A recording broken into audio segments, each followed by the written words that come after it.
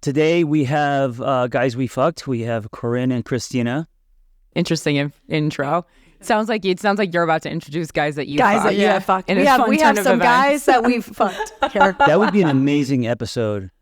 Just because I have not been attracted to men. So if that was my opening and it wasn't your podcast, that means I have gone somewhere and come back. That means there was a journey. Yeah, there was. There was a lot of exploration. I mean, we could set up the guys that I've fucked here, and then we could no. Yeah. That would be a journey for you. Wouldn't that be fun? That's a lot of activation. That's a therapized way to say it. I was like, that's so therapy. Activation? Yeah.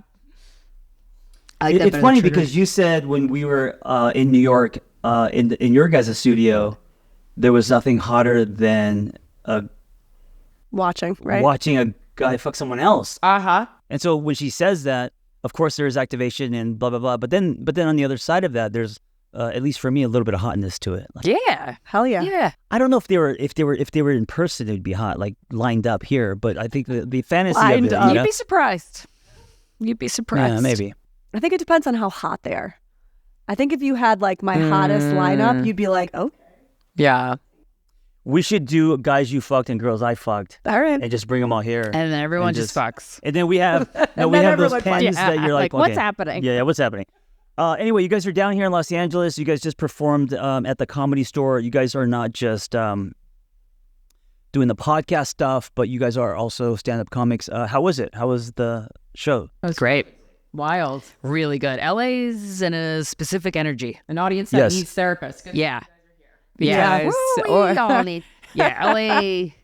Whew. What's the difference between New York and LA when it comes to that world? Well, pace, first of all. Just getting up to the stage. Our show's very interactive. The Guys We Fucked Experience show is just, the whole thing is just like interacting with the audience in really fun ways. And coming up to the stage, zero sense of urgency. Yeah. Telling a story, just peppering in all kinds of things in the story. We know what everyone was wearing, like who got cheated on. Yeah. Unnecessary. Yeah. Yeah. Very different. Pros and cons. I'm sure you guys have been to LA many times, New York and LA. So as you guys know, Vanessa's from New York. She's now been in LA, 8 years? Yeah, 2016. Yeah, 8 years. Crazy. Feels like 32. Then throw COVID in there somewhere. It's like, I don't even know what day is it, you know? Yeah. Would you guys consider moving to LA? Or are you guys in New York? Oh, really? Wow. If we got hired to do a TV show, I'd live here part-time. I feel like New York in your 20s, Vanessa in her 20s, like the best time of your life. Truly. You know, you're out. And 30s. But then you kind of crave a yard. Then you kind of crave, right? Sure. That's why you came to LA, is like you wanted vegetables and shit. Well, I wasn't making millions. And so I felt like in my early 30s, I started to be like, why is everything so fucking hard? It doesn't have to be this hard. Like getting your groceries is hard. Once you have a kid, you're pushing hard. a stroller up. Yeah. You know, that kind. Then you're like, I didn't have that. But I knew that I wanted a little bit more space, you know. But now that I'm here, I miss it every day. Yeah. It's just East Coast mentality is specific. Yep. And when you meet somebody from the East Coast, like you have the vibe. Like you have the vibe. You just have it. And it's like we talk fast, or we use shorthand that we all understand. It's like this little secret language. We don't ask you to go to dinner unless we really want to go to dinner. Yep. What is that in LA? The fake dinner plans? Just don't ask me to dinner. I love eating and watching Netflix in my bed alone. It's not a compliment. It's annoying. Suggesting plans makes no sense to me. Why would you suggest why do you a plan? think in LA, because we get a lot of that, the fakeness, why do you think that is? Is it because LA is kind of the quad of all the people from, you know, the US who are like and they forget. prom queens, Partly. and they come here for entertainment, and then there's like a falseness? Because East Coast is definitely more authentic. Yes. Yes, and honest. Honest, very honest. Very direct, honest. Very direct. Yeah. And that directness is very respected and highly regarded. And if you're a fake fuck in New York, you kind of get torn to shreds a little bit. She has this, tell them your example of the changing a tire. Yeah, I read something one time that I thought was so perfect. It said, if you're broken down on the side of the highway with a busted tire, somebody from LA will pull over and be like, oh my God, I'm so sorry this happened to you. This is horrible. Good luck. Yeah. And they'll drive away. Somebody from New York will pull over, get out of the car and be like, what are you, a fucking idiot? Who's your mother? Yeah. You don't know how to change a Where's fucking your fucking tire? jack? Give me like, that jack. What a fucking moron, right? But they'll get out and they'll fucking change your tire for you and they will not leave until you're good. And I was like, that is so, in my opinion, such a representation. Also, a buddy of mine who's from Boston one time, we were all chatting And John was talking about how I don't give him all of the words of affirmation. I'm not good with like all of the She's words. active service. And my buddy from Boston looks at him. He goes, "Are you here? Is she here? She likes you. That's enough. Yeah. If she keeps you around, that means she likes you." And he was like, "That's the bar." I don't know if that's and enough. I was like, "That's the bar. Like, if I like you, you're here. If I don't like you, you're not here. It's that simple, you know?" And he was so like, "What the fuck?" Words of affirmation in general are very interesting to me, especially being in the public eye. So you're getting a lot of words of affirmation. And I have to learn how to I had to learn how to receive them in a way that acknowledged, like, I appreciate that you said that, but also, like, I talk so much in therapy about how it means nothing to me, the good or the bad. It just means nothing. But not Zero. Not from your audience, but from your partner or someone you're intimate with. That's still nothing. It's all I think action. You're beautiful. I love it. I know. None I of have a that mirror. sticks? Like, I know how I Oh look. my God. It doesn't Well, make then me you're just feel. not. No, but It you're not.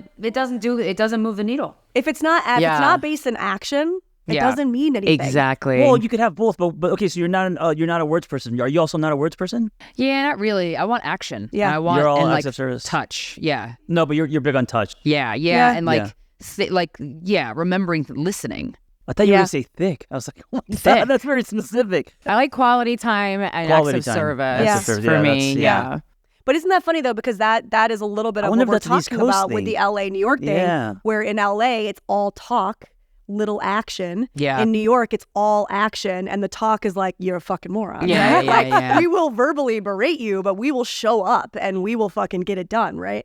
But why can't you have action and words? Like why think does it you have to be can. one or the You can. other? Yeah. Yeah, we just If someone appreciates them, I can give them. I mean, obviously, we're in the business of words. We love words. Right. We Yeah. use them Right. often. But that's also why they, I think, mean less to me. I'm so tired of talking when I get home to my private No, I space. just talk. I We can see talk that. all the I You guys can't talk all anymore. the time. Yeah. Yeah, That's a good point. And it makes the silence with yourself real nice. Yeah. You're like, Right. whoa, Yeah. I'm not gonna put on a song or anything. Yeah. I'm just gonna listen to the air.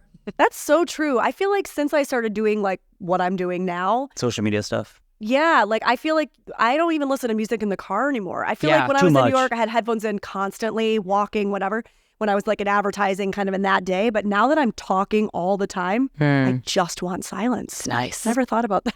On Sundays, I try not to talk to anyone. Yeah. Like, that's like my home. I don't work. I don't do stand up. I really try to be quiet, like monk-like. Yeah, get on the island. Yeah. Just you and the volleyball. Oh, Before we get to questions, because I want to dive into questions, we have like 100 questions, and I'm gonna let them pick. Quick check-in, because you guys were on my podcast via remote, and we did kind of a check-in. Yeah. What I usually ask people, but I don't want to ask you guys because I already have, was I was open with what's your greatest struggle, but it's a little, it feels a little deep and kind of rushed. it's a little deep. a little like I'm pushing you into the deep end of the pool from the back. Right. What's on your mind? What's a theme in your life right now with where you're at? So when you kind of consider career, if you're in a relationship, wherever you're at in your life, what's thematic? What's coming up for you? I know it's very vague, but I'm being vague on purpose. Mine is transcending consciousness. Ooh. I'm really obsessed with that. Okay, so what does that Thank mean? you, What do you mean by guys. that? Yeah, no, that's all I want to do. Being Transcending able to everybody consciousness. can heal their own body, and I'm really into authors who have been like completely paralyzed on death's doorstep and like healed their own body by themselves, and to all of their doctors going, "What the fuck just happened?" And everybody can do it, and I'm like, I want to learn how to do that ASAP. Who are you reading? Right now, it's this guy, RJ Spina. He had a near-death experience, and I was watching a video of him on YouTube, and then he talked about how he was paralyzed. So I forget a bunch of diseases he had. Went into kidney failure, had 2 weeks to live, and then completely rehabilitated himself. And just talked about, it's all based on, you are not, like, you are John this lifetime. You are Vanessa this lifetime. But that's just a part you're playing. You are not John. Like, we are all sentients. So he had really powerful suggestions of like how to activate like your heart chakras, like touching the center of your chest with your index and your middle finger, and then feel yourself going from your heart to touch your fingers, touching your skin, like inside yourself, reach and touch your hand. And when you do that, you're like, holy shit, this is so weird. So I'm in all that kind of stuff. It makes sense. It lines up with you wanting to be abducted by aliens. Yes. Right? You have a very fascination much with so. aliens. Yes. And ghosts. He's like, this line's Oh, on. And talking ghosts. to Ghosts, I dead wouldn't- yeah. people who have died. Oh, Have you shit. had ghost experiences? No, I want have. them too bad. She had a In New York, I had a little creepy one. friend that was in my apartment. I want a ghost a friend while. so bad. No, like standing on the edge of your bed kind of shit. watching me That's sleep not- and that shit for like I'm months. not- It's It would just, I freak- guess it's just energy, but still, it's It would like, freak me out. Yeah. Even with all I know, that would freak me out. But then I would probably get like be able. I think I would be. I don't know. You don't know until it happens to you. But like, I know that that's just an imprint of somebody who's like yeah. lost. Totally. So I don't see it as a scary thing anymore. I'm just like, what's up? What do you got to say? Yeah, but because of the movies that we grew up with, I Yeah. think the initial instinct is like, oh my God. And then, Well, my mom reached out to apparently NYU has a whole paranormal studies group or department. Did you know this? oh, she's writing it down. Write it down. I don't know. But look it up because Ghostbusters. apparently they have like a legit credited paranormal studies group because it was happening for months. And I remember calling my mom in tears, being like, "I'm exhausted. I'm not sleeping through She the can't night." sleep. It was like waking me up multiple times a night. So it wanted to piss you off or So, something, or well, like he wasn't. He was just standing at the foot of my bed, just watching me. or maybe Did you think of calling an exorcist? Well, so we called. My mom actually reached out to NYU, Yeah. and they basically said, "Okay, so for 2 weeks, you're going to do a couple things." He said, number one, it's just energy that's attached to your energy, Yeah. right? That's Yeah. it. Like that's usually what happens. But were you actually seeing a face, or were you seeing kind of the No, it was a formation full body. of a body? It And then was a could you man. tell what time period the being He was from? an older guy. I mean, he had a white T-shirt on. He was older, what kind of so it's feeling hard did to you know. get when you saw him? Like good or I bad? was scared, Okay. but he didn't feel scary. I see. Okay, but I yeah. was scared when 'Cause it's scary. It It's was a like, scary oh my god, experience. Oh and my he's God, like just to standing see there, a right? It's a man and you don't know him. That's not Yeah, gonna and he's be- in in your at the foot of bedroom? my No. bed. Like Yeah. it was weird, right? So what would be scarier would be a child. That would be like a I would, 5-year-old. I would actually be less scared of that than Yeah. a grown ass Yeah. man. Really? Anything over No man. woman That's wants a the grown ass women man. speaking and the man speaking. I'm pretty sure to women, a man at the Donkey, foot of your elephant, bed. bull, Yeah, anything. animal, Over right, man. right. Yeah. Sharks. Okay, I get it. But yeah, he said for 2 weeks when you come home every day, he's like, because the energy is there all the time. It's not just there at night, right? That's just like when you're in between that consciousness place. He said, I want you to talk to him. He said, just say, I don't know you. We have no connection. You're scaring me. I'd really like you to Just leave. like men in real life. Jesus Right? Christ. And that's, well, how about this? And he said, whatever you do not be rude. Yeah. Dick. I was gonna say I was like the part where you said we have no connection. I was like he might come to your yoga class and kill you. Right? This is like show up at your work. So here's what's fucked up about this story, and then I won't keep Oh, because going. he feels rejected, you're saying? Yeah. We have no Oh, connection. God. I'm telling you that Transcend to a already, man. dude. I would never. I'll show you connection. He was sitting on my bed. He Oh was my sitting God. at the foot of my bed. He had gotten closer. I know, it was fucking crazy. So anyway, they were like, do all this shit for 2 weeks. If he doesn't go away, we're going to come out and whatever. And after 2 weeks of doing it consistently, it went away and it never came back. So So he talked to you when you talked to him. Was it telepathic? no, there was never any words. He was just standing there watching me. he was scarier. definitely from New York. There's no words. He's No not words. He's words. all action. Just moving closer and closer.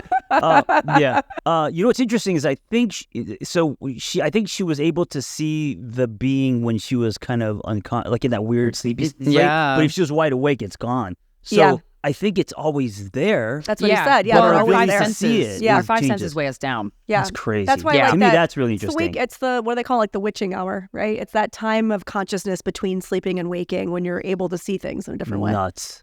Because that means that there are things. I mean, of course, there are things that we can't see. I mean, that there are are happening. things we can't see right now. Right now, There's yeah. probably motherfuckers hanging out around here that we just They're can't see. watching. They're hanging out. Part of the audience. Wow. We live in a time, we're just talking about tech, Sarah and I, and the advancement of tech, AI, all this, and how fast, and also with wellness, especially in our world, you're talking about consciousness. What was the Give me something, I'll help you. nervous regulation? Nervous system 'cause, regulation? Yeah, Nicole Para stuff, right? She's coming here next week. Oh, nice. Yeah. And the stuff that we're learning about ourselves, it almost feels like we need to throw all our textbooks away. It's all a the lot stuff of that we it. learn in school seems so primitive, like It does. It Yeah. is primitive. Well, it all comes down to like everything you need is inside you, and we're so trained to look outside. so trained to do that. Like in the medical industry, in the relationship sphere, and all of it. You know. This new telescope. This it's not Hubble. It's the James Webb telescope, yes. And all the shit that they're finding. Yeah, the universes and stuff and all the clusters. Nuts. So beautiful. City lights on different planets. Yeah, the city lights. Yes. That got me so excited. Yeah. They found a planet with a city. But with like lights on it. 7, you can't never reach it so far, but still it's so cool though. Yeah. Oh, it's so cool. All right, where are you at thematically? So I feel like I have two things. Like I feel like more of a like this realm kind of thing that I'm dealing with. It's just the initial thing that came up when you said that. So that's what I'll say out loud. Like energy vampires, I have a big problem with that, and I've done so much work on it. But I have like a collection of men in their early to mid 40s that once I'll shake one and then the other, like then a new one will come along. It's like some kind of a menagerie, and I can't get rid of them. And these are not like. Some of them have been sexual like partners of the past, but mostly not. But just people who call me as their like on-call therapist, and I don't like. I mean, I guess I just have to like ghost them, block. It's just so hard because you have there's so much access to me and everyone in the age of technology. It's really hard to get rid of people, even though I'm so direct. You know, how much more direct can you be? I've written letters, just blocking people. I'm like, they find another way to get to me, and I don't know how to get rid of them. They keep coming. I don't know. I couldn't. I mean, her. They trust you. No one bugs me the way they bug her, and I'm like, if you outwardly, you would think people would all bug me, but no one does. They like. When you say bug though, an energy vampire, like tell us more about what that means. Like, are they asking you for advice? Yes. Are they hitting on you? Like, what is the? Sometimes, like when you say they're bugging you, like, sometimes what does that mean? hitting, but it's not so much like the hitting. There is some of that, but asking me like almost to be like some kind of a life coach. They feel like they love telling me their problems, like relationship advice, this kind of thing, like just asking a lot They of confide me. in you because they probably feel safe with you. People have confided in me my whole life. But Yeah, you must be giving something back for them to lay But those they don't give drags. anything to her; they take from her. Right. Oh no, right, I right. I do give good advice, you do but I listen really and you have do- tried to stop giving free advice because I enjoy giving advice. To me, it's like it's a math problem. I hate math. Yeah. No, I'm like, I like it. I'm like, the podcast for me is the perfect mix between like not I like doing it and not feeling like it is my job, but then people took advantage of that. Yeah. So I wonder too if you like giving it. It's almost like, I mean, it's like a drug. Like you're taking their heroin away. If all of a sudden you're like, I'm not doing that anymore. Like if you give free advice and you like giving free advice, now you've done a lot of work around boundaries, and you're like, actually, I need to kind of stop doing that as often. I need to stop giving as much. People are over here like, what are you doing? Like you're giving me my fix, and now you're taking it away. No, absolutely, yeah, and it's also like part of it is like I wouldn't mind to continue doing that if I was getting anything valuable in return, right? Like, I mean, I'm talking about like physical labor, like anything. Physical labor is I talk about acts like of helping service. you move, kind of physical Come labor? into my apartment and rearrange my furniture for me, and I do have some male friends who do that, but it's usually not the same people. Yeah. Because the people who are asking advice, like they mostly have like a beta energy, so they don't really have those skills. There's a lot of that type of guy in New York where we're giving the same, like I have the skills that you have in these heterosexual relationships, whether they be romantic or not. And I'm like, okay, well, where's the guy who can build the shelf? That's what I need. Right. I need the guy who can build the shelf. I don't know. I don't have any of those skills. Start sending them invoices. Yeah, And we'll see them seriously. either, I know. And then I you try can to give hire them the people that tasks. can build shelves. Yeah. Task No, I mean, rabbits. I've gotten better at asking for sure. So that's this realm. And then like on a higher like level of consciousness, I'm very interested in grief. And talking about that, because I found when my dad died, there was just no one who was really helpful. So I had to kind of like create my own program for it almost. Yeah. And, so talking about that, helping other people through grief, and finding a way to make people more comfortable with death in general. I feel like even before a lot of people in my life started dying, I've always been very comfortable with death. I grew up in a house that like loves Dracula and horror films and everything like that. So I have a coffin in my house. But I've found that people are so uncomfortable with death. Even when I want to talk about, I want to share it, they just won't have it. And it's crazy to me because it's one of the few things that we all share. We will all go through. Someone you love will die. You will die. People you hate will die. Everyone's dying. And I think that's comforting. We're all on the same train. Right? I think that's so comforting, and other people do not feel the same. I love it. I think I will say, don't you think that sometimes when you start, I don't know, I feel like those of us who have done some therapy work and start doing this kind of work, you start to get to a better place of that. Like, oh, I love this. I love this shared thing that we're all going to do. We're all going to experience. And I don't know.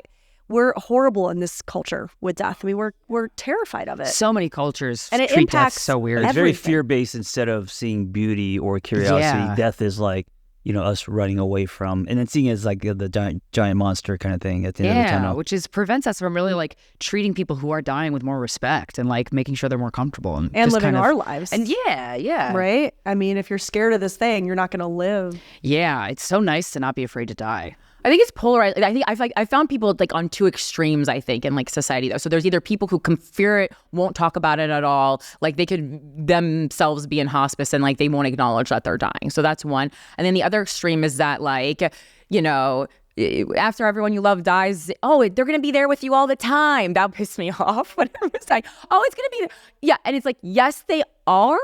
But it's for us humans, who are still living in this realm, seeing the butterflies not really the same. I was trying to write a joke about it and I haven't gotten there. I've written a lot of jokes about death, but for that part I was like, okay, yeah, but there has to be a better solution for people here, because that is the pain, like sitting in that pain of the loss of the people that you love so much. How has your dad's passing changed you?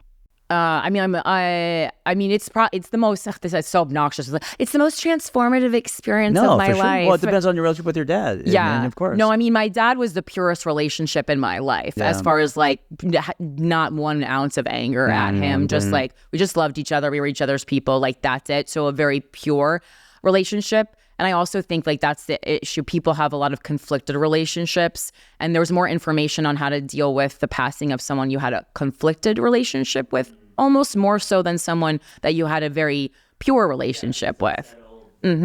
Sure. So you're going through kind of all that. I didn't have any of that to go through, but I feel like the level of sadness is like, bad, like, whoa. Like I knew it was going to be bad when my parents died, but it was actually worse than I thought. And like, I thought it was going to be really bad.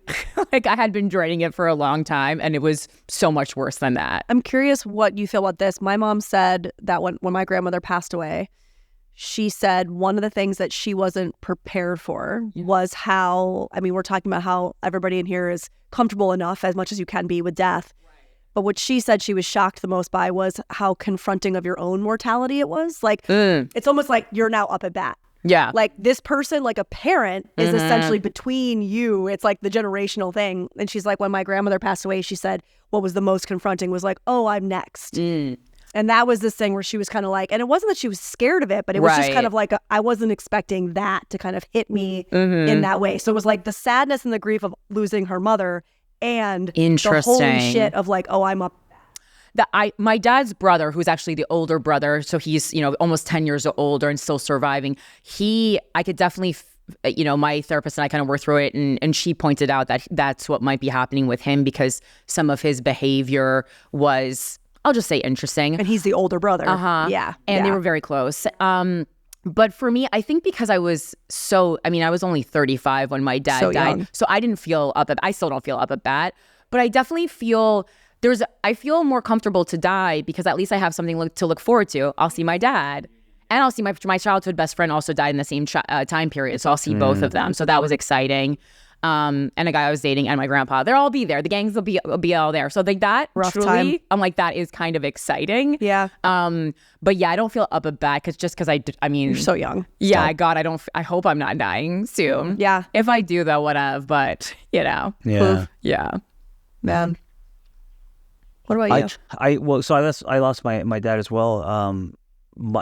He was living on borrowed time, so when he died, it wasn't sudden or anything. It was almost like there was almost a relief to it because he was kind of moving into like suffering and Right. you know. But I feel like with death, you know, now that I'm going to be 51 next month, and I have this whole new like thirst for life. Like I feel like a 10-year-old, like eating ants and just thinking how big the world is. And ants? I'm kidding. Just exploring and digging in the You guys didn't eat backyard. ants at 10? No. I had friends that did. Okay. There were boys. There was a boy. That's Yeah, the you guys only were boy all I now played with boys. ants, but I don't think Yeah. I ate Yeah. them. I'm a late bloomer. I was eating ants at 10. Eating it. They're I good didn't lose source my of virginity protein. until 18. I So guess. yeah. But I have a new thirst for life. Like I have so much energy and curiosity, and yeah, it's I'm not afraid to die. I do feel like now that I'm in the afternoon of my life, time is very precious, and so I want to experience more than ever before. Where my 30s are all about building and hitting pause on life until you got whatever, the girl, the house, the whatever. Now I'm just like I just want to experience like across the board everything, you know. I wonder too with your like energy vampire situation. I wonder do you feel like you have less tolerance for shit you used to have more tolerance for before your dad died? I mean, Or before all of these deaths actually happened? And you know what? There was a really interesting thing that happened. So because of like my abrasive quality, and I was also just having a lot of masculine energy as a woman, I have been told my whole life by like male partners that I don't really have any bedside manner, that I'm not nurturing. This is like a common criticism that I get in relationships. I think it's an East Coast thing, by the way, the nurturing. And I don't even disagree with it. I go, yeah, I'm not. I mean, I don't know. Earn it more. That's not a good way to approach it, but yeah. Wait, what do you mean by bedside manner? Would it be more specific? Like like when men, get a cold and act like they are, have stage 4 cancer. Yeah. The man cold, as we call it. Yes. I've been living by myself for a really long time, and I figured out how to take care of myself when I have a cold, I mean, I got a dog that's, to be there and act like a living hot water bottle, and it's fine. I figured it out. So when my dad was dying in hospice, I just became this but the nurturing side of me came out, and it was effortless and it felt good. And I was doing a good job. So many people were like the nurses and my family members would be like, wow, you're like, kind of like, I like to say I was like nailing my dad's death. And so that informed me that it's not that I don't have that in me. It's that I never had anyone in my life who brought it out of me, quite frankly, because like no one loved me like my dad. Like, You're talking about feminine energy. Yeah. No one created space for that to kind of flourish. Yeah, because I mean, it is this is like on the flip side, we talk a lot about bad childhoods and people hate when I bring this up, but I had a good childhood. Yeah. That being said, I do feel like it negatively affects my adult life because my standards are now so high because my parents treated me so nicely that I don't meet anyone who treats me in that way. But that's where the bar is, and I'm not really accepting anything less. Yeah. So what do? Spend a lot of time alone. Yeah, that's a good point. Not the worst thing. Yeah. It's not the worst thing. I enjoy it. It's interesting because most people have not had good childhoods. Oh, yeah. So Even those of us who had decent childhoods, there's still, most people don't get out unscarred in some way. yeah, Right? of course. All right, let's get to. It's like this keeps falling you lower guys and have, lower, and I don't know how to fix it. We have a flaccid mic situation. Pick a question. You want to go first? Any question you want, and then we'll kind of go back and forth. And we could answer them, with one sentence, or we could actually spend some time. Whatever you guys want to do. Oh. Okay, that one. I cheated on my fiance. She found a video of it. She can't stop thinking about it over and over. Help, please. Oh. Boo, you ain't getting married. She found a video of it. Yes. Exactly. Men are so bad at cheating. They're so bad at Men cheating. are so fucking bad at cheating. They don't hide it. Yeah. That makes me believe that they don't actually want to hide it.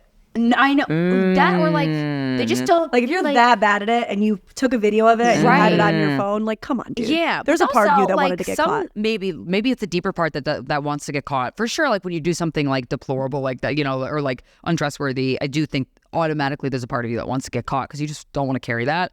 But yeah, I'm working on this bit about how like everybody thinks serial killing is a man's game, but I think that's because men are the only ones who get caught because they're so bad at hiding things. Right. They really are. Plenty of serial killing women, they just never been caught. Now's the time where things like that will be uncovered, and then we're gonna find out. Oh my God, all these women are serial. They're so smart, they don't get caught. I know. We're the biggest consumer of all of the like true crime I know. shit too. Like, Yeah. it's always there in the back of our mind. It is. You got to watch Lover, Stalker, Killer if you didn't yet on Netflix. Really interesting. Yeah, I made her. I was like, please watch this so we can talk interesting. about it. But yeah, I cheated on my fiance. She found a video of it. She can't stop thinking about it over and over. Please help. Like I mean, I don't have any more information than that from this dude. But Please help. Are we it's supposed to like, feel bad for please- this guy? Yeah. Like, what are you doing? You need to be not asking this question on Instagram and fucking at her beck and call, seeing if there's any way to salvage this relationship if she's even interested. I guess that's the thing. Is she interested? You didn't even get married yet and you're already fucking other people. Come on. Infidelity is one of the hardest things to It's heal tricky. from. Yeah. It's because and also she has video. This is now imprinted in our mind. Yep. They pulled the card out every time they fight. Like it's Yeah. really. I mean, two people have to want it so bad that they have to really. But that trauma they have of to show up like differently. discovering it, your I mean, I heart think goes it's to your that's stomach. right, I yeah. think that's it. I think this is how it is most of the time in infidelity, right? It's not the actual act of the person having sex with somebody. It's the betrayal. That's the thing that you have a hard time getting over, because if you're lying about this, what else are you lying about? Yes. Right? And that's the thing that starts to go into the back of your mind. So you could come back from infidelity for sure if both people are like, all right, listen, everything's on the table now. Like now, because guess what? Y'all weren't living an honest relationship Right. up to this point. Right? I don't believe that. There's no way that this was the one thing in both of yours, by the way, both parties, that was the one point of dishonesty. Yeah. Let's be real. Like there was some inauthenticity going on. Yeah. Now all the cards are on the table. So now we get to choose. Do we take a right and we say brutal honesty about everything moving forward? Or do we take a left and say, I don't think this is going to work? Yeah. If I was that woman, I would have been like, I would have wanted to know, would you have ever told me? So you were going to allow me to marry you without giving me the respect to know that I'm marrying you knowing you had sex with somebody else. Like you are taking that decision away from me. You're taking knowledge away from me about our bond. You're keeping it from me and misleading me. I'd be so done. Absolutely. But on the flip side, if he was like, I did something so fucked up and I need to tell you about it now, Right. we need to talk about it, then there's hope. So for me, I think one of the biggest things about infidelity is how the person who cheated responds. Yeah. So are they defensive? Yeah. Like how are they owning this? Yeah. You know, because that's gonna set the tone. You know, if they're defensive, I don't think it's You're like, this is But if they're like, hey, biggest mistake of my life, this is what happened, blah, whatever. Then at least we start with a conversation, and we can start with humanizing people, and I've been drifting or whatever. But if you're starting with defense, well, you did this to me, Where do and you then, go from there? then it's like, yeah. Next question. You have a question that you? No, I was thinking because I'm just sitting here thinking because I was like, I wouldn't, if it was one time, I just wouldn't want to know. Obviously, with the tape, you have to, you that choice is taken from you, as Christina said. But I'm like, if it's a one-time cheating, I don't want to know. I just don't want to know. Move on, because I don't want to think about. I'll think about it for no reason, and it doesn't like matter. Because I'm like, yeah, the sex. Who cares? Fuck whatever. I don't care. And I bet you most cheating, the actual sex is not good. I mean, it's might pretty be. good.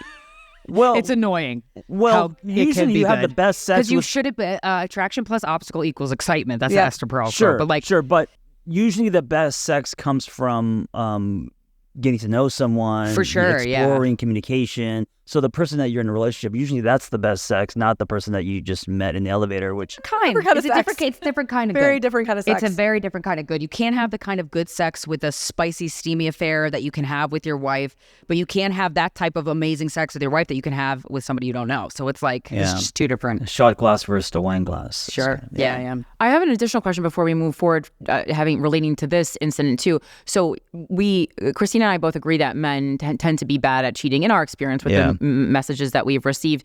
But we also have found in our 10 years of podcasting that men really will do anything in their power not to break up with a woman. Or you think it seems like there might be a connection there. Like if you cheat and she finds out, then that kind of takes away you having to have the adult conversation, having to sit down and break. Because then here's a reason she will dump you. This makes it easier. This takes the onus off of me. It could be a little bit of like what I was saying, where I'm like, I don't know that you didn't want to get caught. Right. Like, why do you tape something on your phone and leave it? Like, that to me feels like there's some shit going on underneath the surface. It feels like a baby breakup approach. Like, I don't know how to talk, so here's this video of me fucking some lady.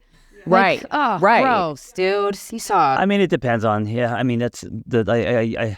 It depends on the individual, and there's so many different reasons why that happens. Right. I think none of us are fucking good at breaking up, actually. No. Well, I know a lot of women that are bad at it, too. Sure. That'll do It's shit difficult. like, just start being passive-aggressive, start being bitchy, Or just check out. start Just check being, out a relationship checking and out, whatever. not tell a pulling person. away all the shit that they do. You gotta until the guy leaves. Also, emotional cheating, that stuff that isn't really, that's gray, and, there might not be a sex tape, but her heart wasn't in this for the last 3 years, that kind of thing. True. This one's interesting. This one says, we aren't the best version of ourselves when we are together. Worth trying to save? ? No. Ooh. This is the story of all my, almost like pretty much all my relationships. I am, the best version of me doesn't show up in relationships. She shows up single. Ooh. But then that's also kind of a problem, because then you're back on the island again.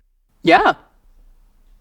Which is fine. I mean, I get it. I mean, I also am of the school of thought that it's like there's a lot of growth you can experience within a relationship that you wouldn't experience single. But there's also, if you live your whole life single, you're going to reach levels of like self-actualization that I'm not sure that a person in a partnership. It's not like, I think you're going to get things on either. Yeah, both have different things. I think it also depends on the type of partnership we're talking about. I think if you're talking about like our society's version of partnership, like this, wildly codependent kind of patriarchal structure that we have deemed is the only way to partner, where two people are not autonomous, you make up each other's lives, like you complete me, all of this shit. Right. Then no, I don't think there's much self-actualization to be had in that, because you're not your own self anymore. Mm-hmm. Also, why would you be with somebody that you're not your best self around? Because part of the fun about relationships is like I enjoy the version of me that comes out with everybody that I'm with. I'm like, oh, this is cool, meeting this kind of Christina.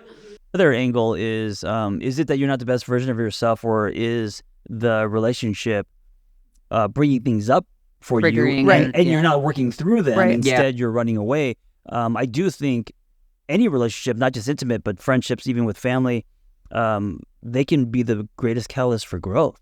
Sure. You could also grow alone, and it could be amazing. But also, I think in relationships, especially intimate, if people are open and looking inward, the growth potential is huge. Yeah. Right? So, it's awesome when you're both working on yourself. Oh, it's the best. Yeah, and I think it ebbs and flows. And if this person is truly, is she really the best version, not the best version of herself, or is she running away from looking at hard things? I don't know. Yeah. It's hard to know. I'm also in a unique position where I have a lot of other partnerships, right? So Christina and I have been working together for over 10 years in an artistic partnership. I own a store with one of my a baseball card store with one of my closest friends. I didn't know that. So there's a lot of teamwork going on. It's not like I'm like shying Sitting away alone. from teamwork. Yeah. There's an excess of it, I would say. I always like working on projects with people. And so you're not really alone. No. Oh my gosh. No, I know way more people than the average adult in a way where I know too many. I was kind of saying, like a 38-year-old woman really shouldn't be able to easily list 100 people who she'd be happy to have at her birthday party. I think that's too many. Yeah, it's too many. It's like baseball cards. I think it's too All many. your friends are just too many other baseball cards. Like the way that we center romantic relationships in this culture, right? Like, you're not sitting home by yourself being lonely. Oh you my God, actually have plenty of relationships. Yeah. And so because in our society, it's like partnership is baseline. And if you're not partnered, there's something wrong with you. Sure. Yeah, it's so right? dumb. Which is bullshit. Like, you're just choosing not to center romance at the center of every part of your existence. Yeah. There's absolutely nothing wrong with that. You have plenty of partnerships. That's fine. Yeah. Yeah. No, once I stopped, because I am such a hard worker, and I just And I know that you have to put hard work into love if you want it to succeed. And when I just kind of had this like realization that I was like, I am not interested in putting hard work into love. Why am I? So let me just like stop half-assing it and put more hard work into the other things that I love in my life. Like everything got so much better. I was like, oh, this just makes a lot more sense now. Yeah. And it's funny that you bring up the feeling of loneliness because people are always overly concerned about single people being lonely. And I go, the only time I remember being lonely in my adult life in the past 20 years is when I was in a romantic relationship where I wasn't feeling seen. Well, it's better to be lonely single than being feeling lonely in a relationship. Feeling lonely with somebody is like the worst feeling. Because it's such a red flag. It's such it's terrible. Yeah. So I mean, in short, to answer your question, Ryder, no, I think you guys like each other, but you're not bringing out the best in each other. So a part of an unfortunate part of adult life is being like liking someone isn't enough to be in a relationship with them, and it sucks. It's one of my least favorite realizations. But also like friends, like I want my friends to bring out the best of me. Yeah, I want my business partners to bring out the best of me. Yeah, right. Like I don't know. Life's short. I don't want to be surrounded by people who are not bringing up the best version of me. I mean, to your point, maybe there's some work in that, but then, without knowing the background, like how long have you guys been working at this? Like, and if is the work worth it? Is the work worth it? Yeah. I don't think realistically every person we know is going to bring out the best in us. No, that's not but realistic. The ones that you choose to really commit to in your life that are important, romantic relationship, friendships, business, right? Like if you're not bringing out the best of me and you're in like my close sphere, no. You said life's short. It reminded me of me. Because you forgot the is, and you always... I said life is short. Oh, you said... Don't try to make me John Kim. I thought you said... Because you said life's short, and I said, oh, that sounded like me. Anyway, okay, next question. He says he shouldn't be... Is a woman saying... Says he shouldn't be in a relationship after almost 2 years. Heartbroken. So I guess they were trying to date. Yeah, move on. No.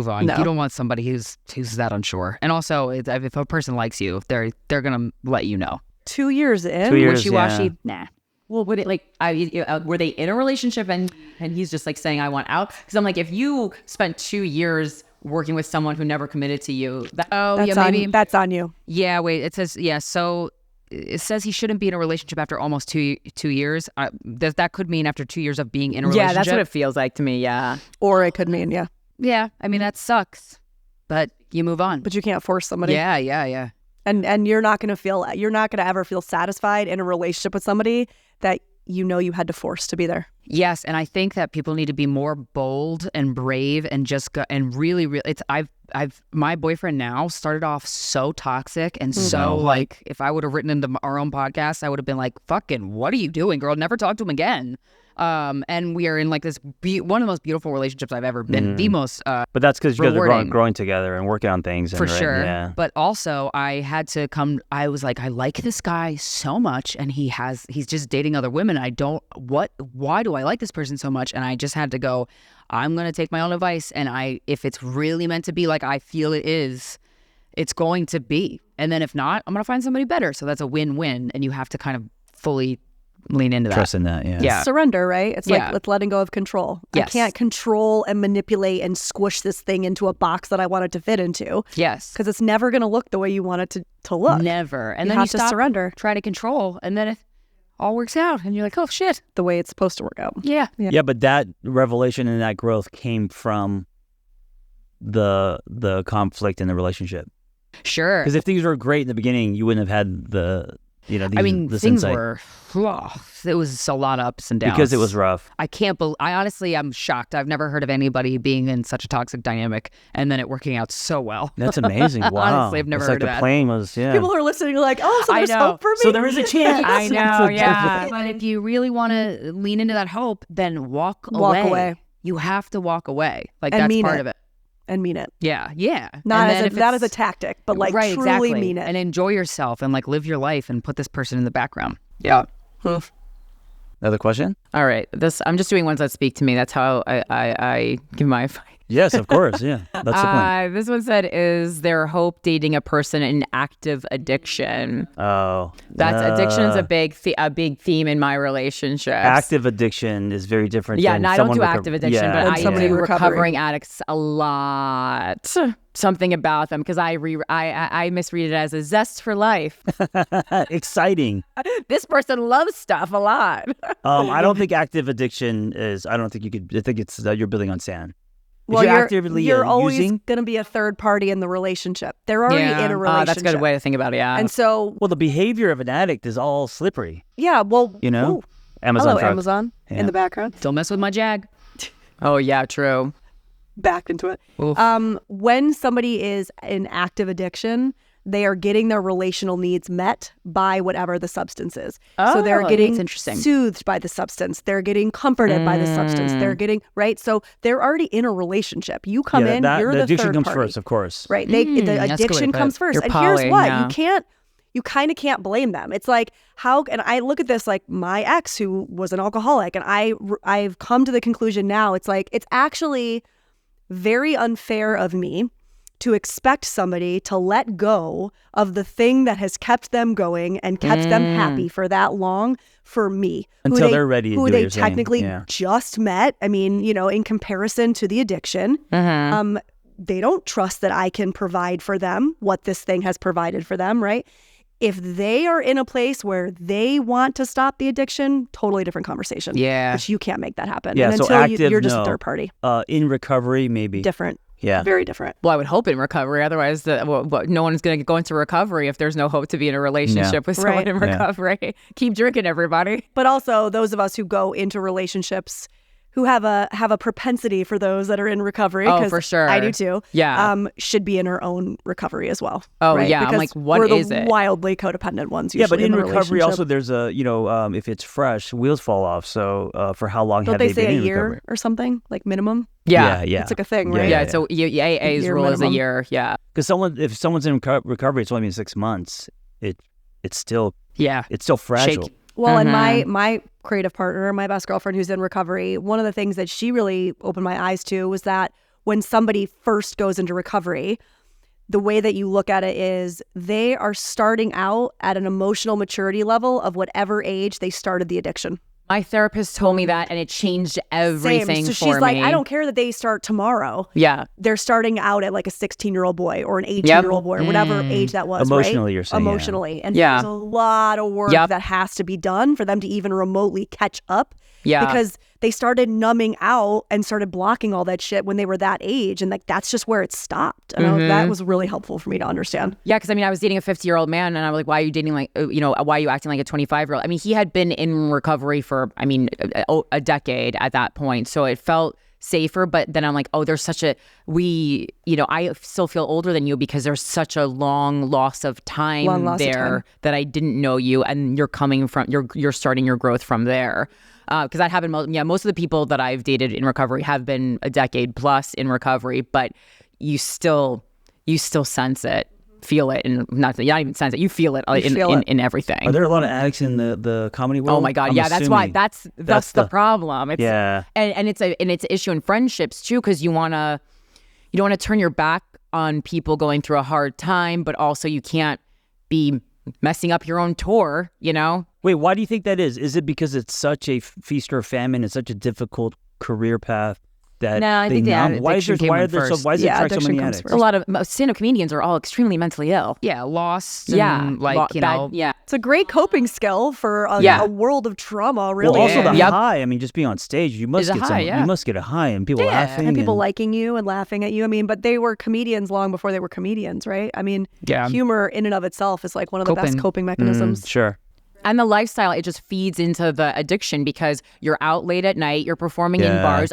In the beginning, you're getting paid in Drinks, food and alcohol. Right? Yeah. It's like being in a band. Yeah. That whole lifestyle. Exactly. Which is also, that's where I tend to plug my addicts. A lot of addicts, yeah.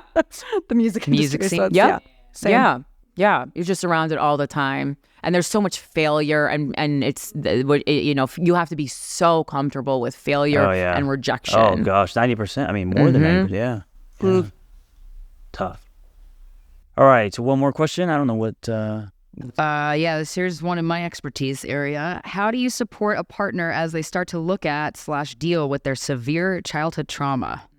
Well, hopefully they're already in therapy, seeing a trauma specialist, because that's very important. I would say I was going through it. I had a year of being like violently suicidal. I didn't have a partner, and I didn't tell. My friends could tell because I was like not okay, but I didn't really confide in my friends about it. But if I had a partner at the time, it would have been nice to them not say anything, but just be near me, and that's it. Just touch me and like be pleasant in the face.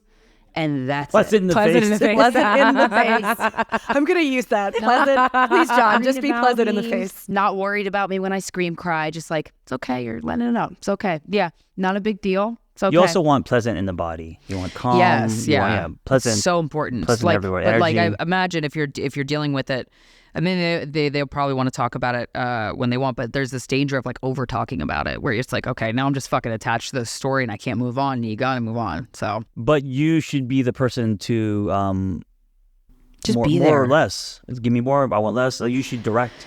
Yeah. You know? Yeah. When you're going through something like that, it's just really nice for just somebody to not ask anything of you, not need anything of you, but want to just be next to you. And that's it. No talking. I also worked with a girl one time who came to me because her boyfriend had recently started working through some serious trauma from childhood. And so she sought me out for her own support. That's what I was thinking. I was how do you have survival skills as and I think that's partner? Important, right? Yeah. Like as a partner, especially depending on the level of trauma we're talking. I think it's great to get your self-support and your self-help, right? Because you're not going to know what to say all the time. Nobody does, right? You're not going to know to just like, this is what this person needs, is just to like physically be there, unless that person's capable of saying that, but you're going to have a hard time with it. And I know when her and I were talking, she would really struggle around like, for example, she felt a lot of shame of how it impacted the way she viewed him. And that was hard for her because she actually hated that about herself. Like, I feel like such an asshole. It's like changed the way I see him. And I know that it was like something that happened when he was little and he couldn't control it. But like, and so that kind of shit, you're human. It comes up. You got to get your own support so that you're not then dumping putting it on.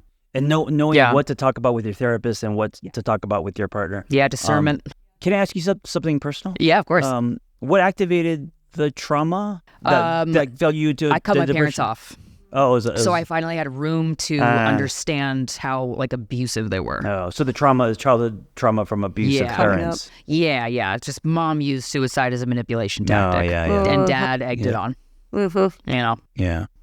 But it's great now. But the other cool thing is like when your partner is going through, like when they're discovering it, it's a long road ahead. It doesn't have to be, but it's it's at least a couple of years.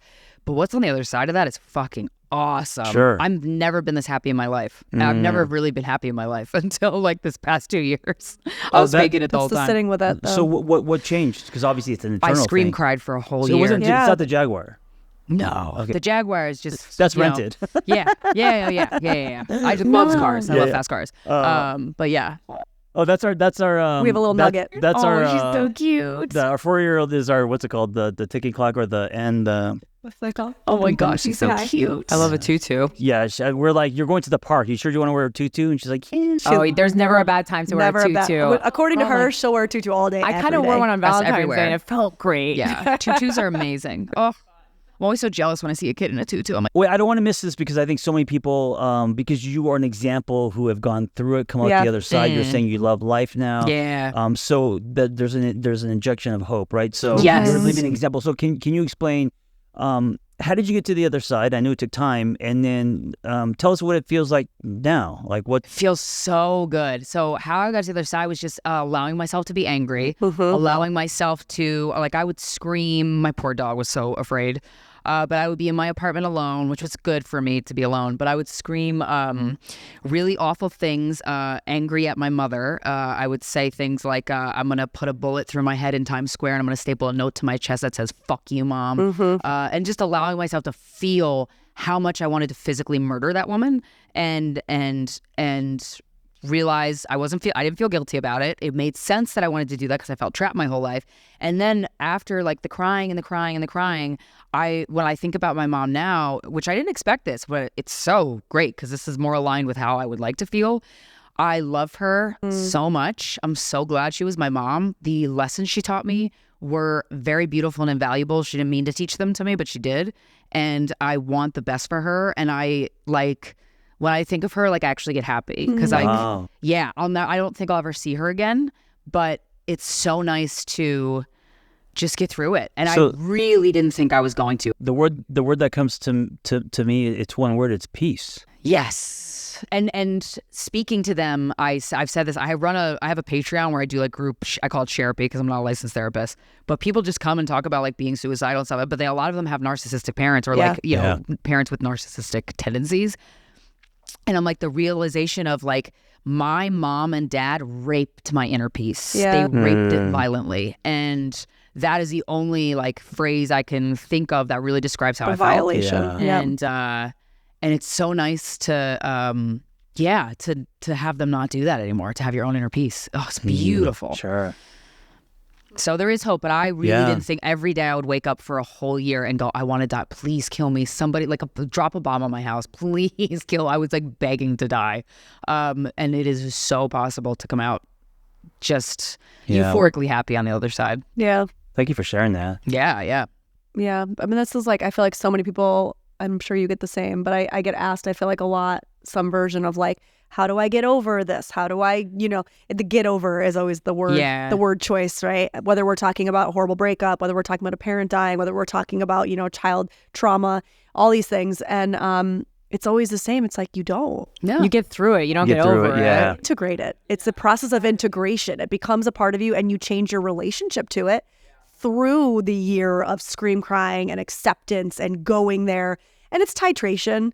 Like you can't just be my therapist there. Uses that word a lot. You can't just be there for 365 days a year. Like you're going to have a day where you pull back and you go have drinks with a friend, or you pull back and you go pet a puppy, or, I would go, my friend Donna had a dance party in the middle of this year of crying, and I was like, just fucking get out of the house, Christina. And I went to the dance party and I went to dance and I was crying. While dancing. Yep. And it was so funny. And then I felt so awful and I walked home and I'm like, you're such a fucking...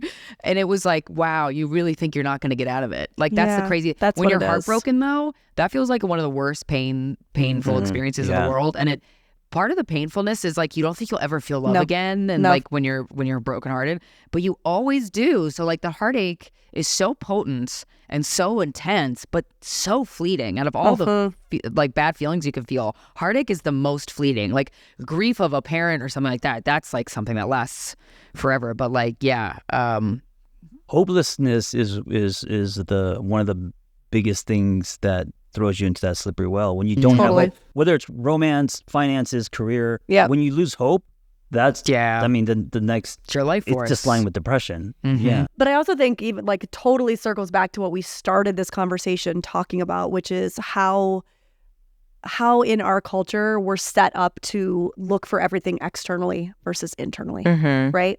Most of us are not taught that we can get through hard things, that we can be with ourselves, that we can sit with ourselves, that we can feel feelings that feel like, oh my God, they're going to actually cave the world in on my head and we're going to come out the other side. We weren't given that as children. We weren't allowed that experience as children, right? We weren't taught that. And so what do? We look for an addiction. We look for a person. We look for shopping. We look for anything, right? Anything outside of myself that I can use to make this feeling go away, because what I don't know how to do is what you just talked about. Yeah. Right? It seems like the most terrifying option because I've never done it before. It's wild. I have no experience with it, right? And so me picking up a bottle of booze actually feels a lot less scary and instantaneous like relief than actually saying, fuck, I got to sit for a year and feel those feelings. Like the videos of 9/11, the video of the guys falling out of the building, and the terror that runs through you when you see those clips. It didn't That's seem real. what it feels like when you're like, when you're all in right, it like that. Oh, let's go. But it's like you'll be okay, even though that is how scary it is. But it's still okay because God damn, it's so much better than the alternative. Right. And when if you're actually thinking about it from like a time perspective, efficiency, it's actually much faster to just conquer it immediately. That's like the logical part of me sometimes. Like my brother even commented, he's like, I feel like you immediately started grieving dad. And I was like, yeah, because I don't got time to waste. Yeah. I'm gonna have to face this sooner or later, and I'm choosing sooner. I want to start facing it immediately because I want to start living my life again. Yeah. Facing it, I think, is a great quality that we need to talk about more and instill in people. Agreed. Facing it alone, with a partner or without, but like Support, mostly alone. right? Well, Like, yeah, sure, support, but also they like can't fix it mostly for alone. you. Yeah. Always facing it alone, even Alone, if someone's right, there. You're totally. like, you're And helping, but that's not really. the only effective way to face it. Well, because they can't do the work for you. No. Right. I don't care what support that system gives or is, right? They can't reach in and actually take that pain away. At the end of the day, to your point, we're kind of always alone. Sure. Right? And yes, somebody can sit and do what you're saying, which is like, just hold my hand, just physically be there. But they can't make that pain go away. You still got to do that by yourself. Yep. Yeah. Wherever you go, there you are. Yep. You know, Yep. our childhood, not everyone, but for most of us, our childhood positions us for this, for all this we're talking about. Yes, we could learn things in school, theories and all these kind of things, but it like wires us, upbringing, single parents, trauma, the suicide, and anything where when you're that impressionable and you're just starting to form, it's like by the time you're 20, I feel like the cement's dry. Like, Yeah. and that's just, self-worth, all that stuff. It's not something that suddenly in school that you learn and you fix. I mean, it's You all, don't know. it's Yeah, all you don't childless. find out that it was fucked up until later. Yeah, and and I'm then, like, then you spend the rest of your life man, trying to repair. I thought it yeah. was fine the whole time, Right. and it wasn't. Yeah. That's that moment at 25 where my best friend looked at me across the table and went, "Why are you so angry all the time?" And I was like, "What? The fuck are you talking about?" Then I was like, "Uh-oh." I remember once Corinne said to me, "Yeah, your mom's really good at trying to kill herself," and I thought about that for a year, and I was like, "Oh shit, She got him. you right? Holy shit!" But she wanted to. What a- Yeah. If she wanted Yeah. to, she would. Yeah. If she wanted to, she would. Like, I spent a year saying that. It's so funny. Well, ladies, thank you for being on my podcast. Yeah, thanks Thank for you having for us. having us. Guys, we fucked Guys, we fucked everywhere. Spotify, iTunes. all the places. Yeah. Luminary, YouTube. Spotify, YouTube now, yeah. Full video on YouTube. Yeah, at Guys We Fucked on all the platforms without the U and fucked. Yeah. Comedy tours, mostly in New York. Oh, I'm doing a multi-city one. I didn't announce it yet, but a lot of cities. So follow me on Instagram at philanthropygal, and I'm Yeah. doing stand-up in a lot of cities. I'm excited about it. I Nice. haven't been on the road in a while. Yeah, and I'm at Christina Hutch, and the Patreon and at patreon.com/Christina Hutch. Once a week, I do a Zoom, and we talk. A lot of people talk about wanting to die, and I'm like, "Let's go, baby! This is my topic." You got a mom that's fucked up. So yeah, Let's I go actually there. really like it. And it's nice to listen to other people's problems too. Yeah. It recalibrates your sense Yeah. of like where Her you're at work and the is, world. It's like we're all here to learn. Yeah. So Yeah. What are you excited about as we exit? Talking about injecting hope. What's one thing you're excited about? transcending the levels of consciousness. Bringing Yes, it back. It's gonna bring it happen. back. I'm letting go of a lot of stuff that this year. I just have not had a break in a lot, like years. So I'm just letting go, and I'm excited to have more time to sit in my apartment and write. Just me and myself that and my sounds dog, nice. and just really like Yes. have less of a schedule, have less things that I have to do, have more things that I want to do, and have less like people that I have to tell, what to do. Vanessa, Just less. Vanessa, one thing you're excited about? I was like, can I take her? No, you can't. You can't take her. You have to come up with your own. You have your own life. It's telling when for Valentine's Day, he got me a hotel room by myself. Oh, that's a great idea. That's a Happy really good, Valentine's Day. fantastic idea. Zero words, but I know she appreciated it. Yeah. But as Notice for he called that Valentine's out, Day, though. I I didn't said give him words. I did say thank you. So we're clear. for Valentine's Day, I said, what would she want? And I said, to be honest, she probably would want to be away from you. Not in a bad way, just but like she actually want to be. time And so Yeah. I got her staycation in That's Laguna. amazing. And so I said, for Valentine's Day, you could just get away from me. And she And the kid and everything. was thinking Like, she took it. I That's think it's beautiful. so important I to like be the that. only person in the room for at least a day.